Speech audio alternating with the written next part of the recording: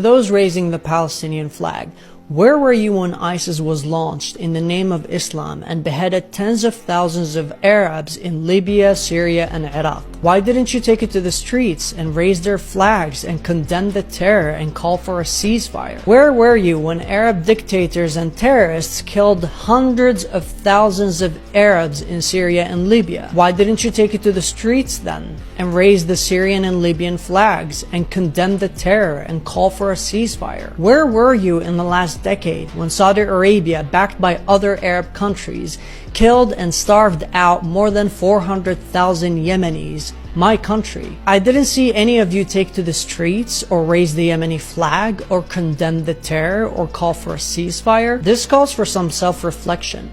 When millions of Arabs are slaughtered by other Arabs, you say absolutely nothing. But when 7,000 Arabs are killed by Jews defending their right to exist, you revolt, you get angry, you raise the flag, you condemn the terror, you call for a ceasefire, you turn the world upside down. Why is that? Why were you so silent then, but so loud now? Dear Muslims, the world is scared of us.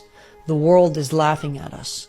The world is worried about us. And there are legitimate reasons for their worry that we cannot just deny. It is time to flush the word Islamophobia down the toilet and start looking in the mirror and ask ourselves, how did we get here? How come the biggest and most dangerous thriving terrorist organization in the world are Muslim? How come terrorists successfully use Islam to mobilize more terrorists? What is the problem with our leaders, our books, our imams, and our religion? Why do we keep repeating these Stone Age traditions that have failed us and continue to fail us? The world has left us behind. The kuffar that our imams and books tell us to hate have traveled to the future, while we're still stuck in the Middle Ages, reading stories about Muhammad and his flying horse. You're watching this on your phone or your computer or tablet, created by these kuffars. The same kuffar that we hate so much have created most of the medicines that we use today. Medicine that our religion's crystal ball failed to bring about. The kuffar have moved forward and traveled into space. Meanwhile, we're stuck on earth in the Middle Ages, going to our poisonous mosques every Friday, reciting the same chapters and the same stories of Prophet Muhammad. Why haven't all of these books and teachings led us to science and technology and medicine? We're stuck debating which sect is correct, which interpretation is correct, who is the kafir and who is the real Muslim. How can we convince the kuffar to become Muslims? Why on earth would anybody want to be Muslim today? They're all scared of us. They're all laughing at us. They're all worried about us. Delete Israel and the West from the world and we would still be as ignorant as we are, and we would still be stabbing each other as we are. Stop blaming them and look at yourselves in the mirror.